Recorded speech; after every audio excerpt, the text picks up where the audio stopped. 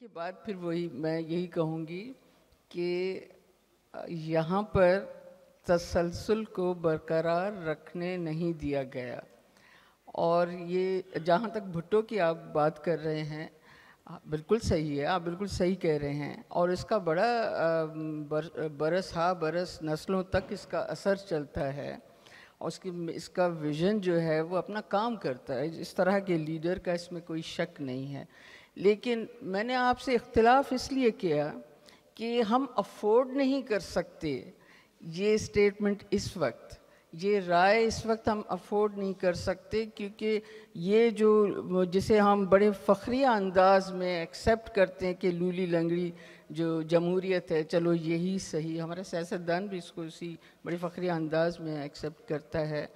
इस सूरत हाल में जब हम बिल्कुल अभी तक हम कंपनी बहादुर के ज़ेर असर हैं, अभी तक हम ग़ुलामी के दौर से गुज़र रहे हैं, तो हम अफोर्ड नहीं कर सकते ये राय। क्योंकि कभी कभी ऐसा होता है कि हमारी जो राय होती है वो सही होते हुए भी दुश्मन के काम आ जाती है।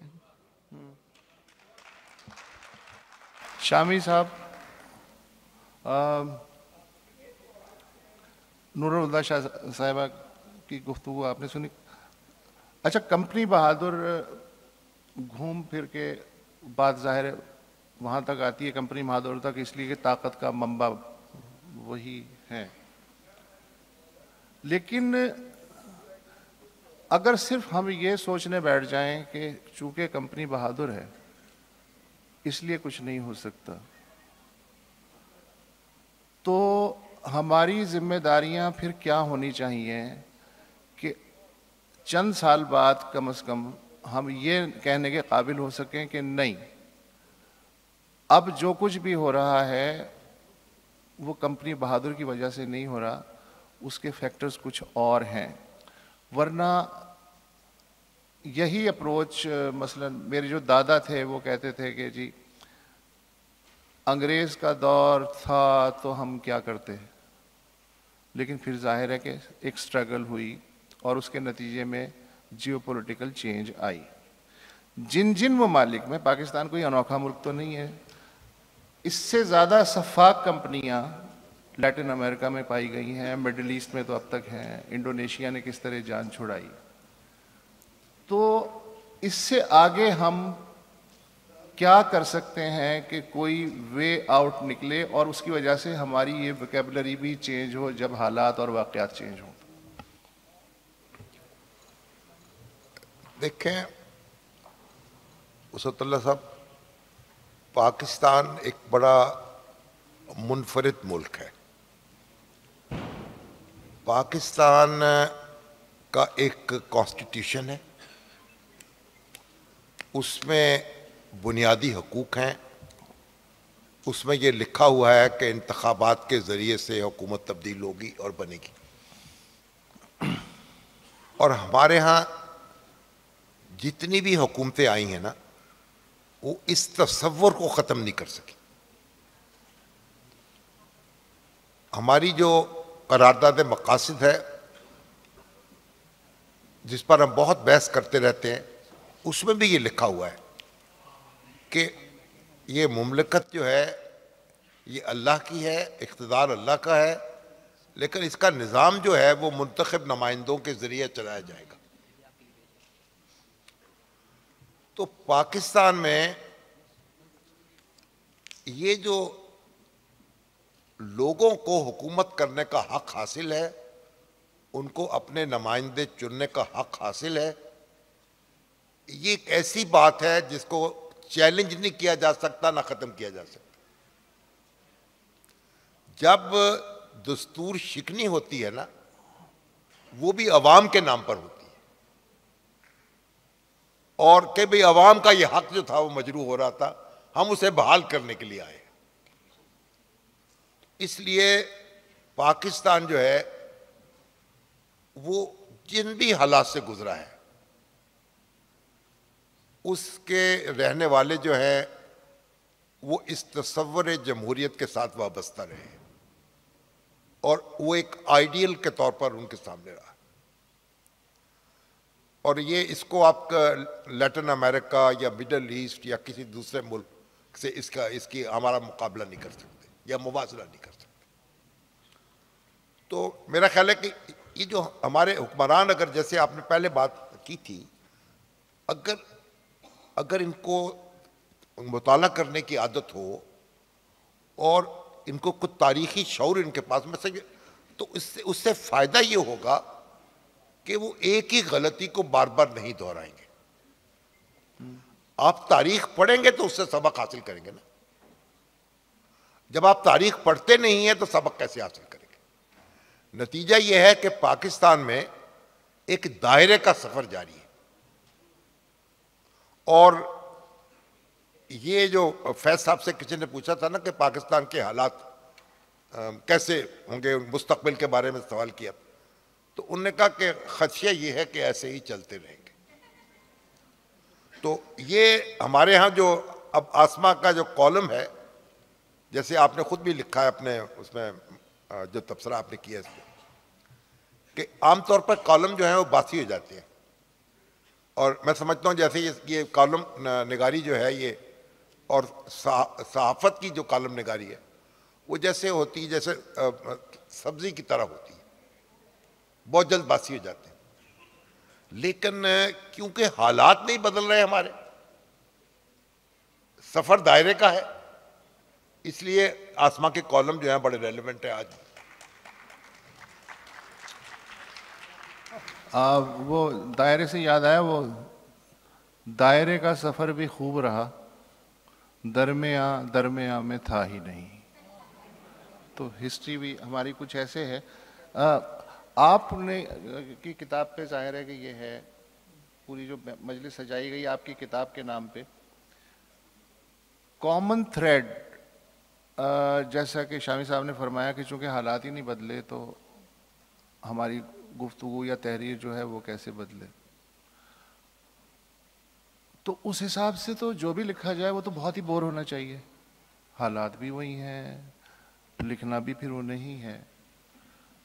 تو وہ کیا نمک ہوتا ہے تحریروں میں کہ اس کے باوجود بعض کتابیں جو ہیں وہ جیسے کسے کہتے ہیں نا، سر کو چھیڑ دینا، دل کے تار کو چھیڑ دینا، وہاں تک جاتی ہیں. حالانکہ اگر اس کلیے کو مان لیا جائے کہ حالات بھی وہی ہیں تو وہ کیا مسئلہ ہوتا ہے. آپ نے لکھتے ہوئے یہ محسوس کی یہ بات، کیا آپ کو کبھی محسوس کیا کہ آپ لکھ رہی ہیں یا قلم آپ سے لکھوا رہا ہے؟ کیا آپ کو نے کبھی ایسا محسوس کیا کہ پہلی لائن تو آسما شیرازی نے لکھی، بعد میں آسما شیرازی نے کیا لکھا خود آسما شیرازی کو بھی نہیں پتا؟ تو اس طرح کی روحانی چیزوں سے آپ گزرتی ہیں؟ میں تو گزرتا ہوں اکثر کبھی کبھی. جی بالکل. قلم مجھے لے کے چلا جاتا ہے اور بدتمیزی کرتا ہے قلم کہ تو یہاں آپ چپ رہے، اپنی دانشوری ختم کر، جیسا میں کہہ رہا ہوں ویسا لکھ. بالکل ایسا کئی دفعہ ہوا وسعت صاحب. اور بلکہ جب میں نے پہلا کالم لکھا تو میں نے پہلے بھی یہ بات کہی، تو آپ نے مجھے بہت فون بھی کیا اور آپ نے کہا کہ میں نے کہا آپ کیا کرنا چاہیے، لکھنا چاہیے. تو وسعت صاحب نے ایک بڑی دلچسپ بات کہی. بہت سے لوگ یہاں پہ چونکہ لکھنے والے بیٹھے ہیں، تو نے کہا بس یہ اپنے آپ کو آپ قلم پہ چھوڑ دینا. اور یہ اتنا آزمودہ نسخہ بنا میرے لیے کہ واقعی جب میں سر اٹھاتی تھی کئی مرتبہ لکھ کے تو میں دیکھتی تھی تو میں کہتی تھی یہ تو چھپنے کے قابل نہیں، یہ تو بہت زیادہ بولڈ ہے، لیکن قلم نے لکھ دیا تھا. وہ جو ذہن تھا وہ براہ راست قلم کے ساتھ وابستہ ہو گیا اور وہ لکھتا چلا گیا. اور میرا خیال ہے کہ لکھنے والوں کے اوپر آمد ہوتی ہے. میں یہ نہیں کہتی، ظاہر ہے کہ وہی تو نبیوں پہ ہوتی تھی، لیکن نبی بھی اسی اس پہ تھے، لکھاری تھے، لکھنے والے، سوچنے والے تھے. ہر سوچنے والے کے اوپر ہوتا ہے، لیکن جو دل سے سوچتا ہے، جو دل سے، دماغ سے نہیں، جو دل سے سوچتا ہے اس کے اوپر واقعی آمد ہوتی ہے. اور قلم کے اوپر چھوڑ دینا چاہیے. مثلاً اسی کے اندر بہت سے ایسے موضوعات ہیں. بار بار لکھا ہے بلوچستان کے اوپر، بار بار لکھا ہے کیونکہ بہت کم لوگ بلوچستان پہ لکھتے ہیں. کئی دفعہ سوچا کہ اچھا نہیں، کیونکہ اس کے بعد تو ٹیلی فون آئے گا ہی آئے گا. کئی ایسے موضوعات تھے جس کے اوپر جب میں نے لکھا تو مجھے لگتا تھا کہ یہ شاید نہیں لکھنا چاہیے تھا اس وقت، لیکن جب وہ لکھ بیٹھے تو اس کے بعد پتہ چلا کہ یہ تو قلم کا فیصلہ تھا کہ یہ لکھنا ہے. تو لکھنے کے لیے جو پڑھنے کی بات ہو رہی تھی کہ سیاستدان یا حکمران، میں حکمران کہتی ہوں. اگر پاکستان میں سیاستدان حکمران رہے ہیں تو آپ ان کو حکمران مان لیجئے. میرے لیے تو حکمران کے معنی اور استعارے کچھ مختلف ہیں. جس کے پاس طاقت ہے، اقتدار ہے، وہی میرے لیے زیادہ بڑا حکمران رہا ہے اور ہے، اگر وہ اقتدار سے باہر بھی ہے. مثلا اسٹیبلشمنٹ کے معنی بدل گئے ہیں. میرے نزدیک اس وقت اسٹیبلشمنٹ کے معنی بدل گئے ہیں. اقتدار کے اور حکمرانی کے جو طرز ہے وہ پچھلے 4-4.5 سال یا پچھلے 10 سال میں تقریباً وہ بدل گئی ہے اگر ہم اس کو دیکھیں. اب آزادی اظہار جو ہے اس کے معنی بھی بدل گئے ہیں. اب گالم گلوچ کو بھی آزادی اظہار کہا جاتا ہے، تو پھر کیا کیا جائے؟ اب جو مختلف طریقے کی جو ڈیولپمنٹس ہیں وہ ہوئی ہیں، آپ کے ذہن میں ہوئی ہیں، آپ کے ملک میں ہوئی ہیں، آپ کے معاشرے میں ہوئی ہیں. آپ کا آئین جو ہے وہ جو آزادیاں دیتا ہے، اب اسی آئین کے دائرے میں رہتے ہوئے آزادی حاصل کر کے آپ مقتدر ہونے کی کوشش کرتے ہیں، تو یہ بھی بدلا ہے. تو اب کیا کیا جائے ایسے سلسلے میں؟ یہ دو راہ ہے جہاں پہ ہم کھڑے ہیں. حکمران کتاب پڑھتے ہیں مگر صرف ہٹلر کو پڑھتے ہیں. حکمران جو حکمرانی کرتے ہیں وہ اگر کوئی وزارت اطلاعات میں ہے تو وہ گوئبل کو پڑھتا ہے. کیا کرے؟ وہ پڑھتے ہیں. بالکل یہ بات درست کہی تھی وڑائچ صاحب نے بھی اور شامی صاحب نے بھی، کہ اپنی مرضی کی چیز پڑھتے ہیں، یا ان کی مرضی کی چیز ان کو دکھائی جاتی ہے، یا ان کی مرضی کی کتاب ان کو پڑھائی جاتی ہے. تو اقتدار کے اور جو نصاب ہے اقتدار کا وہ بدل چکا ہے میرے نزدیک. تو میرا خیال ہے کہ یہ سب چیزیں ہیں جو کہ قلم کو بھی بدلنے کا کہتی ہیں. اب قلم کو اور زیادہ جو ہے وہ طاقت کے ساتھ آنا چاہیے، مختلف طریقوں کے ساتھ آنا چاہیے. اگر کسی کا اظہار جو ہے وہ شاعری میں ہے وہ شاعری کا اظہار کرے، اگر کسی کا اظہار جو ہے وہ کتاب لکھنے میں ہے، کہانی میں ہے، افسانے میں ہے، تو میرا خیال ہے کہ وہ بھی حالات حاضرہ کے ہی تابع ہوتا ہے. اور ہم نے دیکھا ہے کہ ماضی میں بہت سے لوگوں نے وہ لکھا ہے جو کہ اس وقت کے حالات تھے. مطلب منٹو صاحب نے کیا لکھا؟ منٹو صاحب نے وہی لکھا جو اس وقت کے حالات تھے، اس کے مطابق لکھا. فیض صاحب کی شاعری دیکھیے، سب سے بڑی بات فیض نے کیا لکھا؟ فیض صاحب نے وہ سب لکھا جو کہ اس وقت کے حالات تھے، معروضات تھے، وہ آمریتوں کے دور میں تھے. ہاں، قلم آمریتوں میں کے دور میں لکھنا سیکھ چکا ہے، اب قلم کو فسطائیت کے دور میں لکھنا بھی سیکھنا آنا ہوگا. تو سہیل وڑائی صاحب، یہ جو اکثر مجھے نئی نسل کے جو لکھاری ہیں، جو کچھ بہت سو کو تو اکثریت کو موقع ہی نہیں ملتا، تو اب چونکہ سوشل میڈیا ہے تو اسی پہ اپنی بھڑاس نکالتے ہیں. وہ فیس بک پہ یا ٹویٹر پہ تھریڈز وغیرہ کی شکل میں، وہ ان کو ایک شکوہ ہے. وہ یہ کہتے ہیں کہ ایک تو ہمیں یہ ڈر ہوتا ہے کہ پتہ نہیں کون اس جملے کا کیا مطلب لے لے، اور چونکہ ہم نہ مجیب الرحمن شامی ہیں، نہ سہیل وڑائچ ہیں، نہ آسمہ شیرازی ہیں، لہٰذا ہمارے اوپر فوراً نزلہ گرے گا اور ہمارے ساتھ وہ ہو سکتا ہے جو آپ لوگوں کے ساتھ شاید نہ ہو. ہم لوگوں کے ساتھ بھی شاید شروع میں اسی طرح کے مسائل ہوتے ہوں گے. آپ نے اتنا کچھ لکھ لیا، اب یہ جو ایک کامن چیز میرے سامنے آتی ہے نئی نسل کی طرف سے، آپ اپنے تجربے کی روشنی میں کیا کہیں گے کہ how can they can get away with anything? جو بھی وہ لکھنا چاہتے ہیں لکھ بھی دیں، مگر ان پہ اس طرح کی وہ نہ ہو، سختی نہ ہو جو کہ عام طور پہ بڑے لوگوں پہ نہیں ہوتی. بہت شکریہ جی. دیکھیں، اس کا تو سکھایا گیا ہے ہمیں، صحافت کے استادوں نے، ادب کے استادوں نے، منٹو نے، فیض نے، ان سب نے سکھایا ہے کہ کہنے کا انداز کیا ہے. یہ تجربہ سکھاتا ہے آپ کو کہ آپ نے فسطائیت کے دور میں، آمریت کے دور میں کس طرح اپنی بات کہنی ہے اور بچنا بھی ہے. اور آپ نے اپنی بات دیکھیں، آپ اشارے میں بھی بات کرتے ہیں تو ان کو پتہ چل جاتا ہے جن کے متعلق آپ بات کر رہے ہیں، اور ان تک اطلاع ہو جاتی ہے.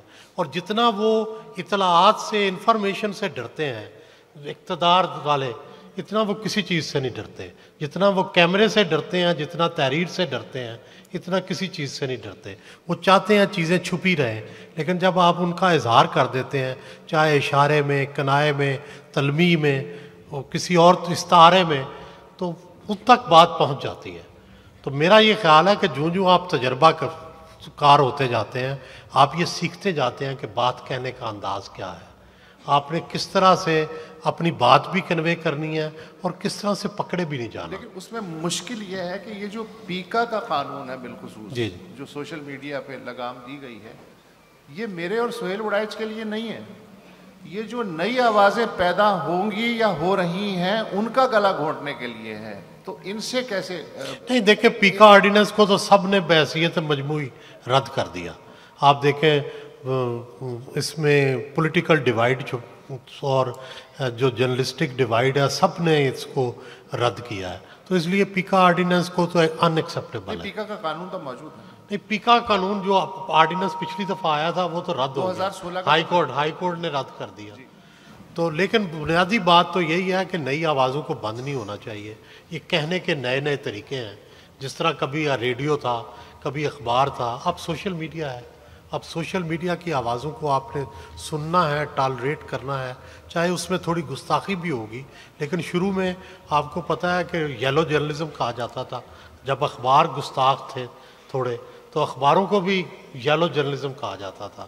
لیکن اسی یلو جرنلزم نے 1930s کے امریکہ کو بدلا. پرکس اینڈ پریولیجز جو تھے سارے قوم کے، ان کو کنٹرول کیا گیا انہی یلو جرنلزم نے.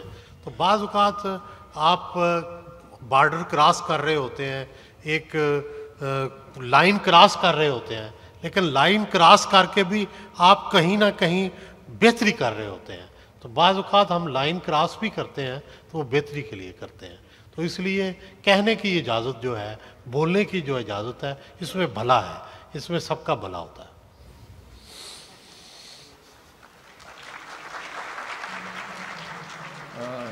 میں جاننا چاہ رہا ہوں آپ کا اور قلم کا رشتہ، کہ قلم سے آپ کا تعلق جو ہے وہ دوستانہ ہے یا بعض اوقات دشمنی بھی ہو جاتی ہے؟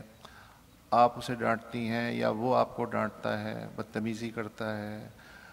آپ لکھتی ہیں یا آپ کے ریفلیکسز لکھتے ہیں اور آپ کا نام دے دیتے ہیں؟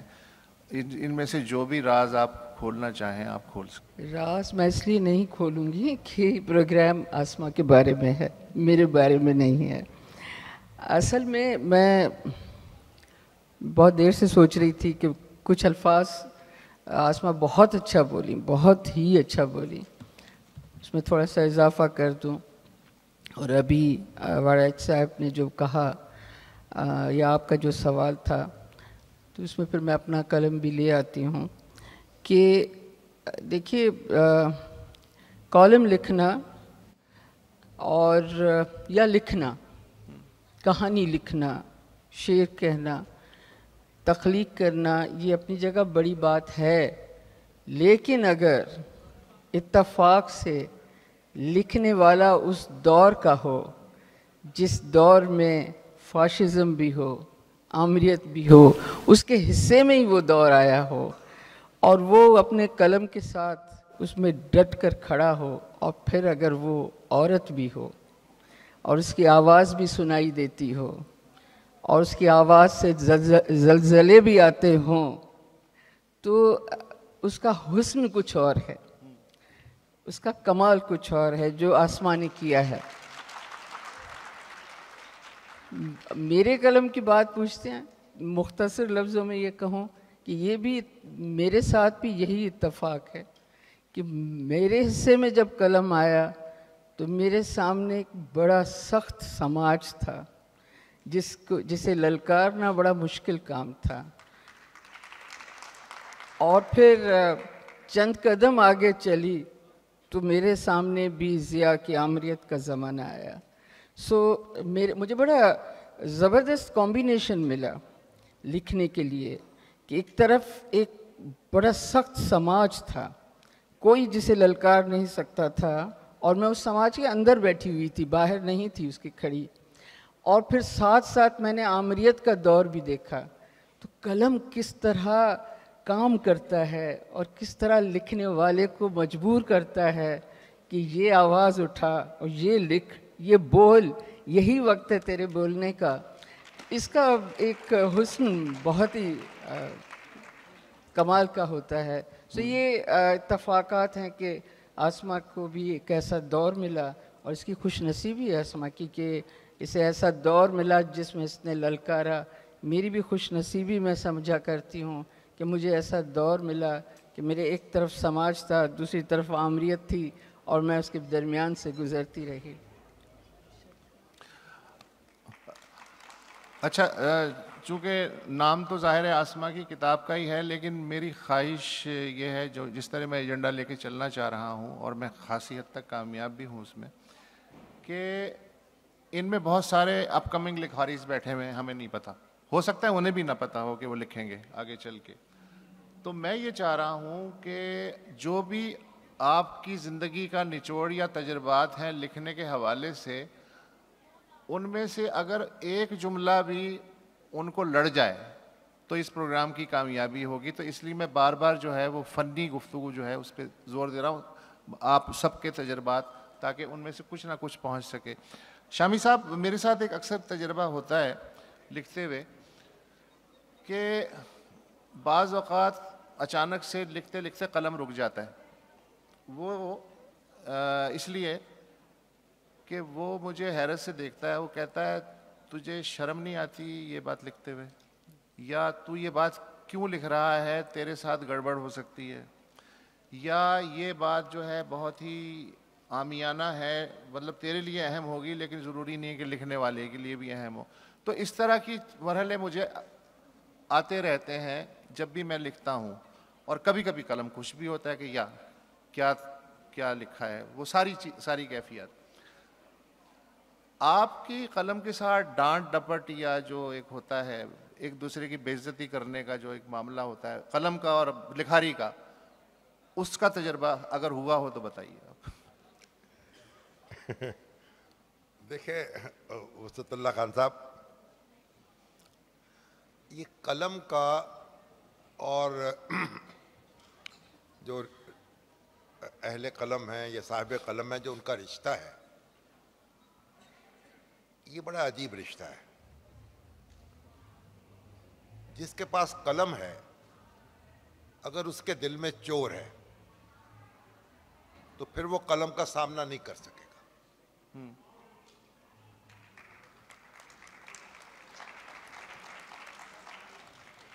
خوف جو ہوتا ہے یا ہوس جو ہوتی ہے یا لالچ جو ہوتا ہے، وہ دل کے اندر ہوتا ہے، انسان کے اندر ہوتا ہے، قلم میں نہیں ہوتا۔ قلم تو اس کا ایک ٹول ہے۔ تو جتنا آپ صاف ہوں گے اتنا ہی قلم جو ہے بے باک ہوگا، اور جتنا آپ الجھے ہوئے ہوں گے اور آپ کے اہداف کچھ اور ہوں گے تو قلم جو ہے وہ بے وقت بھی ہو جائے گا اور بے اثر بھی ہو جائے گا۔ اب یہاں ہم جو گفتگو کر رہے ہیں اپنی بہن کے بارے میں، ان کے کالم کے بارے میں، دیکھیں کسی عورت پر جو سب سے سنگین حملہ ہوتا ہے وہ اس کی کریکٹر اسیسینیشن۔ مرد جو ہیں یہ حملہ پھر بھی سہار جاتے ہیں، عورتوں کے لیے انتہائی مشکل وقت ہوتا ہے، اور اگر آپ ان کو سکینڈلائز کریں اور ان کے کردار پر حملہ آور ہوں، تو آپ نے دیکھا کہ آسما نے ایسے لمحات آئے ہیں اس کی زندگی میں کہ جب ان کو سکینڈلائز کیا گیا، ان کے بارے میں کمپین چلائی گئی، ان کو ہدف بنایا گیا، لیکن ان کے اپنے کردار کی مضبوطی تھی جس نے ان کو اسی طرح کھڑا رکھا، اور وہ حملہ آور پسپا ہو گئے اور رسوا ہو گئے۔ اگر ان کی اپنی شخصیت میں جھول ہوتا تو کبھی ان کا قلم جو ہے وہ اس راستے پہ نہ چلتا جس راستے پہ وہ چلی۔ تو میرا خیال ہے کہ یہ ایک ایسا تعلق ہے جیسے آئینے کے سامنے آپ کھڑے ہوتے ہیں۔ اگر وہ بات کہہ رہا ہوں جو میں کرتا نہیں ہوں، وہ بات لکھ رہا ہوں جس پہ میرا عقیدہ نہیں ہے، اگر تو اس کا مطلب یہ ہے، میں نہیں سمجھتا کہ وہ ایسی تحریر جو ہے وہ پائیدار ہو سکتی ہے اور ایسے الفاظ جو ہیں وہ کوئی اثر دکھا سکتی ہے. تو جو لکھنے والے ہیں ان کو قلم کے اور اپنے درمیان فاصلے کو کم کرنا چاہیے. جتنا فاصلہ کم ہوتا جائے گا اتنا ہی آپ کی تحریر جو ہے وہ جاندار ہوتی جائے گی.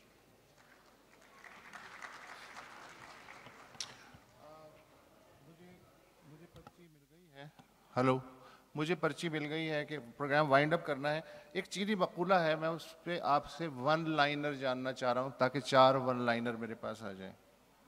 وہ مقولہ یہ ہے، اور یہ چائنی سویلائزیشن کوئی 2500 سال کی تو ہے کم از کم، کہ حبس کا موسم چاول اور ذہنی تخلیق کے لیے بہترین موسم ہوتا ہے. جی بالکل بالکل. اور اس کے ساتھ ساتھ یہ بھی اضافہ کر لیجئے کہ جو آپ کے دشمن ہیں وہ آپ کے سب سے بڑے خیر خواہ بھی بن جاتے ہیں. تو اپنے دشمنوں سے بھی پیار کرنا چاہیے، اور ان کا میں تو شکر گزار ان کی ہوں کہ اگر وہ نہیں ہوتے تو میں نہ لکھ سکتی اس طرح سے، نہ سوچ سکتی. تو ان کا بہت بہت شکریہ. حبس کا موسم چاول اور ذہنی تخلیق کے لیے بہترین موسم ہوتا ہے. ہم تو وہ لوگ ہیں جو حبس والی جگہیں ڈھونڈتے ہیں اور اندر داخل ہو جاتے ہیں. کہاں کہاں حبس ہے ہمیں بتاؤ، اور وہاں ہم چلے جاتے ہیں اور لکھتے ہیں. لیکن ابھی ایک اور سوال آپ نے بھی کیا تھا کہ نوجوانوں کو جو بات دل سے لگ جائے قلم کے حوالے سے، یہ ایک اضافی بات ہو جائے گی، مگر میں کہنا چاہوں گی نوجوانوں سے ہی کہنا چاہوں گی، کیونکہ ہم بار بار قلم کی بات کر رہے ہیں. قلم اور کیز یہ 2 الگ چیزیں ہیں. آپ اس زمانے میں ہیں جہاں کیز، جہاں آپ لیپ ٹاپ پر لکھتے ہیں، جہاں موبائل کی کیز پر لکھتے ہیں، ٹچ کرتے ہیں. یہ 2 الگ چیزیں ہیں. قلم جب تھا، صرف قلم تھا، تو وہ خود بھی بولتا تھا. وہ کہتا تھا کہ سوچ تیرا لفظ صحیح ہے یا نہیں ہے. کیز پر جب انگلیاں چلتی ہیں تو کیز بولتی نہیں ہیں، وہ تیار بیٹھی ہیں کہ ہمیں کوئی ٹچ کرے اور ہم الفاظ بنتے جائیں. اسی لیے برے الفاظ جو ہیں، گالی اور برے الفاظ، تکلیف دہ الفاظ تیزی سے نکلنا شروع ہوتے ہیں. اگر قلم والی عادت آپ نوجوان اپنی انگلیوں میں ڈال دیں اور لمحے بھر کو ٹھہر جائیں کہ لفظ صحیح ہے یا نہیں ہے، تو آپ کی انگلیاں آپ سے بات کرنا شروع کریں گی قلم کی طرح. جی شامی صاحب. جناب یہ بات بالکل درست ہے. دیکھیں اگر چیلنج درپیش نہ ہو تو آپ کی صلاحیت جو ہے وہ نکھر کے سامنے نہیں آتی. کس نے کہا نہیں دشمن گئے کہ دوست ہمارے چلے گئے. آپ دیکھیں دور غلامی میں کیسا ادب تخلیق ہوا ہے ہمارے یہاں. ہمارے کتنے بڑے شاعر، اقبال، غالب، اس کے بعد آپ دیکھیے وہ ظفر علی خان، اس میں آ جائیں، اور حسرت موہانی. اب یہ دور غلامی میں یہ لوگ پیدا ہوئے. دور غلامی پارٹ 2 جو 47 کے بعد ہے اس میں بھی بڑے لوگ پیدا ہوئے. اس کے بعد بھی ہاں.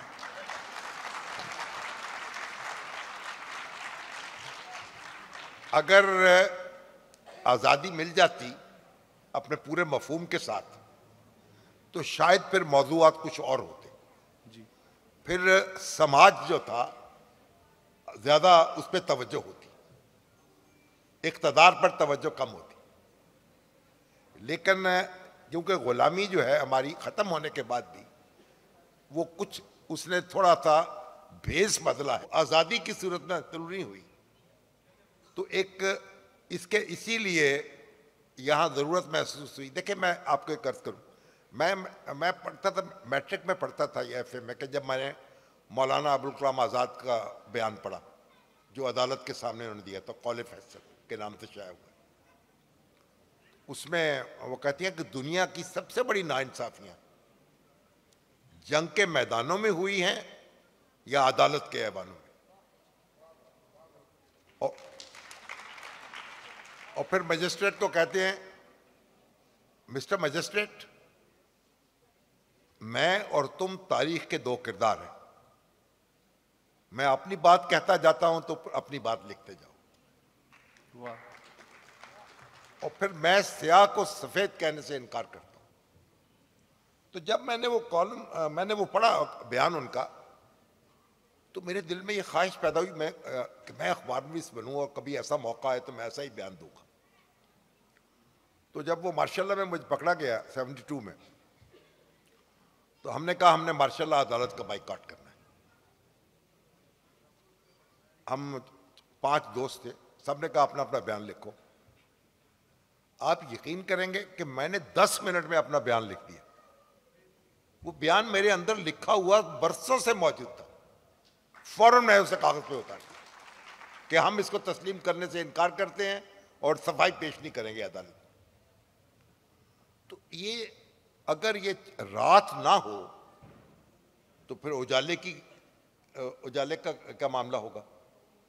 تو میرا خیال یہ جو چیلنج درپیش ہے، کیونکہ آپ کو روکا جاتا ہے، آپ پہ پابندی لگائی جاتی ہے، آپ پہ تہمتیں لگائی جاتی ہیں، تو پھر وہ چیلنج ہے جس کو آپ قبول کرتے ہیں اور پھر آسما شرازی بن جاتے ہیں اور ہم ان کو سلام بھی پیش کرتے ہیں.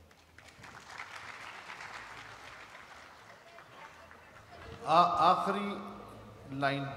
جی دیکھیں، جو دنیا کی جو بہترین ٹریجڈیز ہیں وہ پرسکون ادوار میں لکھی گئی ہیں، اور جو کامیڈی لکھی جاتی ہے وہ فسطائیت کے دور میں، ظلم کے دور میں، آمریت کے دور میں لکھی جاتی رہی ہے. اس لیے یہ حبس زدہ ماحول میں لکھنا جو ہے یہ بڑا آسان ہوتا ہے، کیونکہ اس پاس اتنی آزمائشیں ہوتی ہیں کہ ان میں آپ اپنے بھرپور اظہار کر سکتے ہیں. تو آج اتنا ہی. انشاءاللہ دوبارہ اسی کاسٹ کے ساتھ کبھی ملے تو مزید گفتگو کی جائے گی. بھرے ہوئے حال کا بہت بہت شکریہ، اور آپ چاروں کا بہت بہت شکریہ.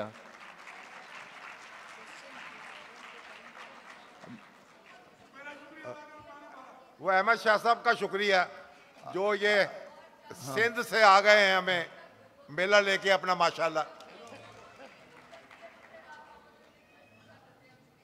تو احمد شاہ صاحب آپ کی اجازت سے میں کنکلوڈ کر دوں پروگرام. سوال ہی تو اس ملک کا سب سے بڑا مسئلہ ہے. بہت شکریہ آپ کا.